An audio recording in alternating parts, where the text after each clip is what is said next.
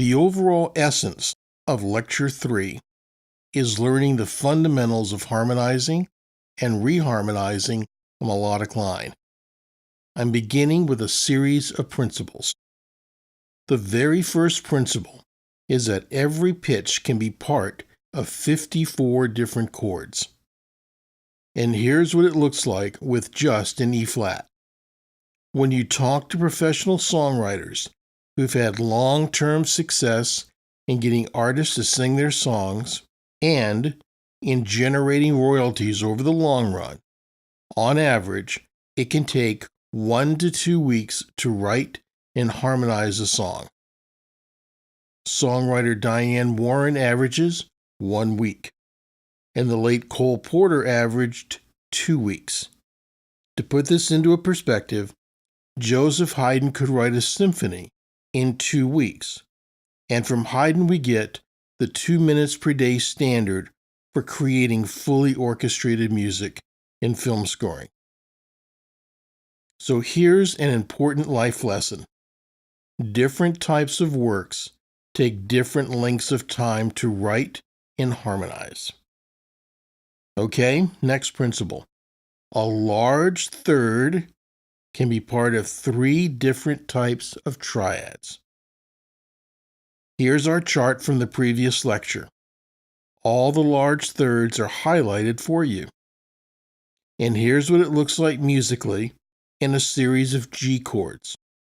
The first is G major, then G minor, then G augmented. A small third can also be part of 3 different types of triads. Here's our chart from the previous lecture. All the small thirds are highlighted for you.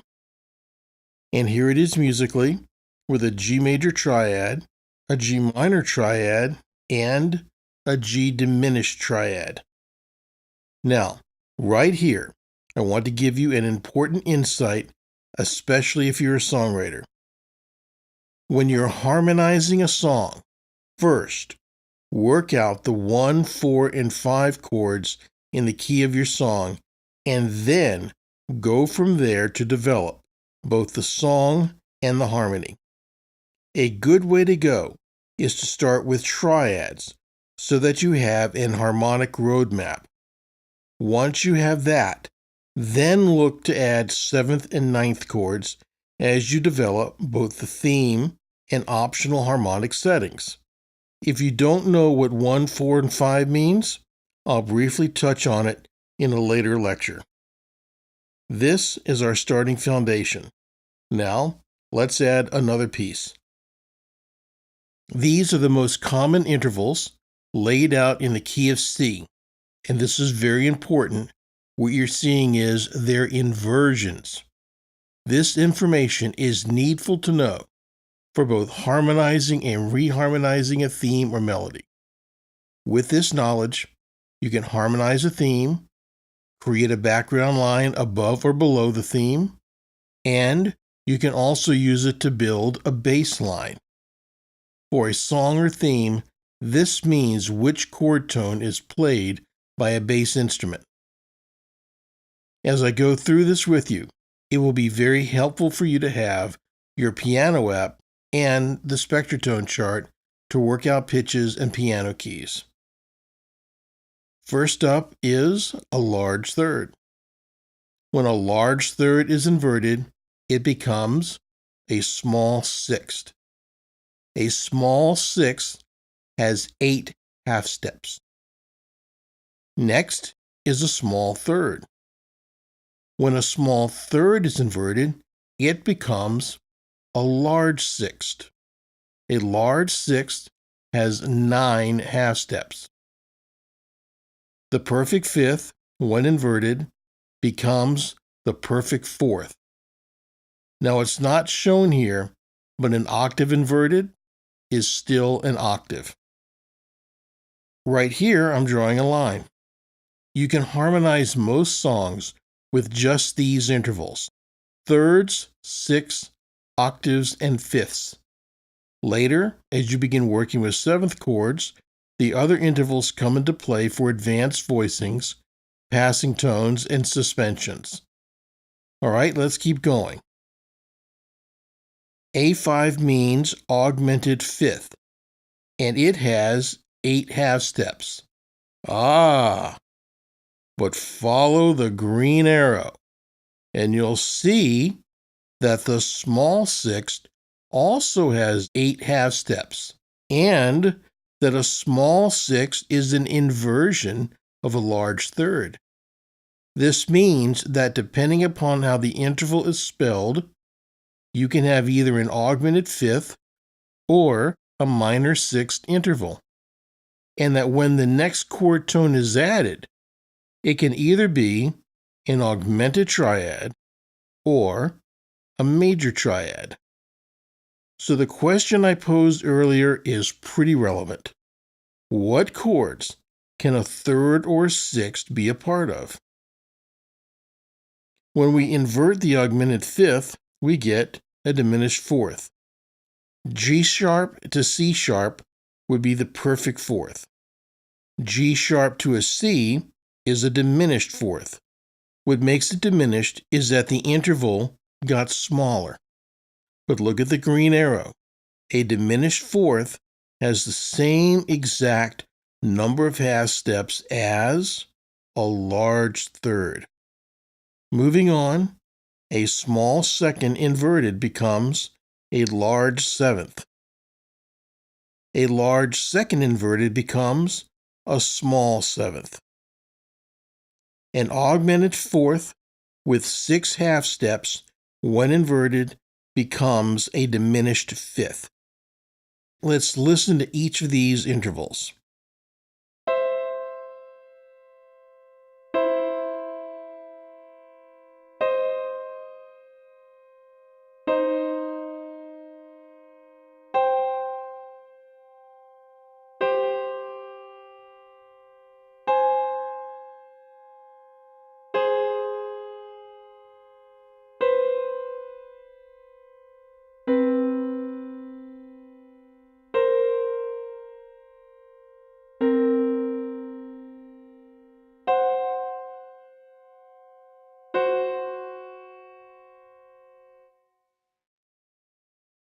Let's apply what we learned to that great hit from yesteryear. It came from 2 million BC. I'm told that the theme in front of you was the most played song at Brontosaurus Burgers.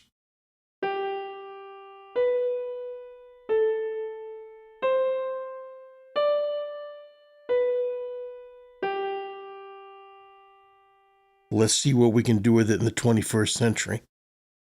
This starting technique is from counterpoint. What we're doing is we're using intervals to create a line below the main theme. These intervals are part of chords within the key of G. These intervals represent what we call implied tonality. It's implied because it's not always 100% clear which chord is being suggested by the choice of intervals.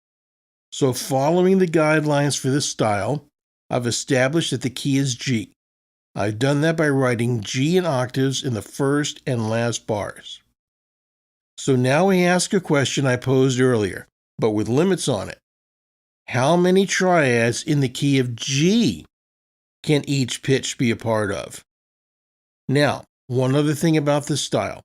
What I'm showing you here is the simplest part of counterpoint, note against note.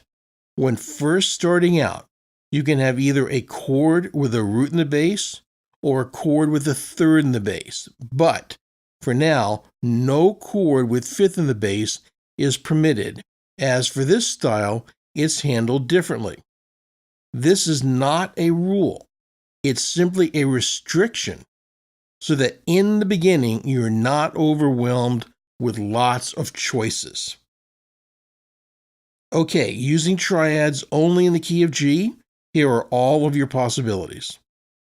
As you can see, even with a highly simple theme, you still have lots of harmonization choices within the key. The next thing I'm going to show you is one of many possible solutions. I created a counterline below the theme.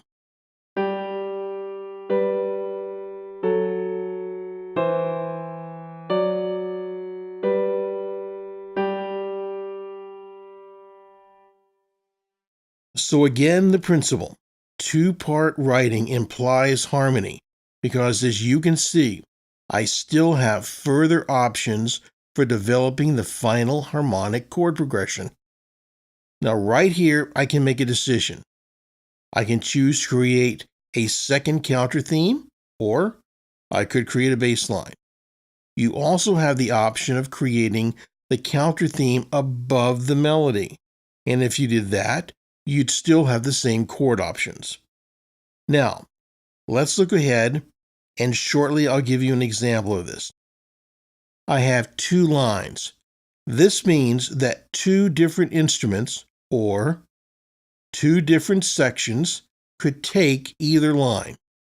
In short, counterpoint is where you can begin teaching yourself orchestration in small, bite-sized steps.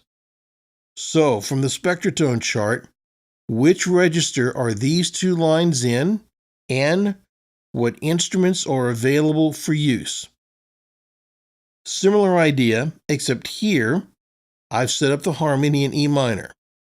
So, by asking the question, what chords can these pitches be a part of?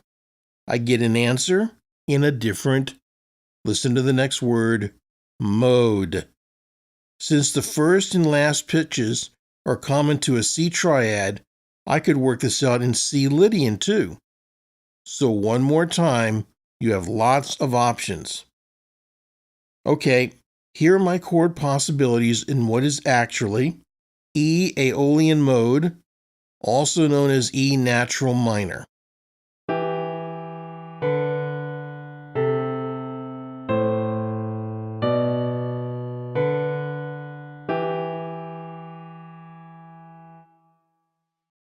And here's a second version I created. And here's the second version scored for English horn and bassoon.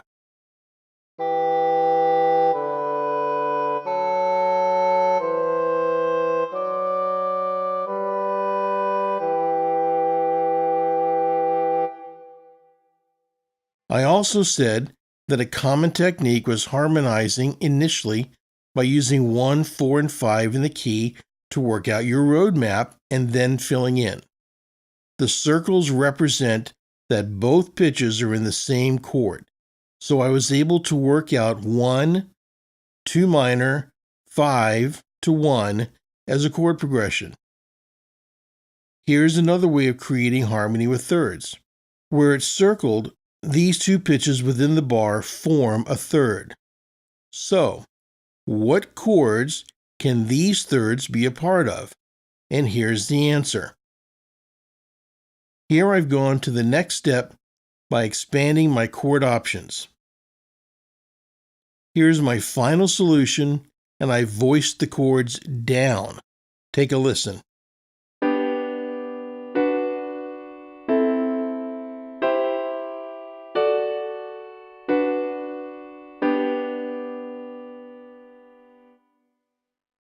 Here's my final solution for this lecture. It's a score for string ensemble performed in Notion 4. Cellos and basses are in octaves. Look carefully and you'll see that I voiced the strings with the violas playing, listen carefully, the inner line between violins 1 and 2. Look carefully at violins 1 and the bass. You should be seeing that I wrote this in two-part span of orchestration. Take a listen.